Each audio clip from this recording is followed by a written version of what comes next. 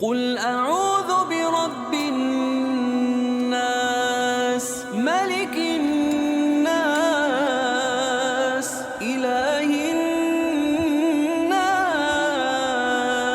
من شر الوسواس الخناس الذي يوسوس في صدور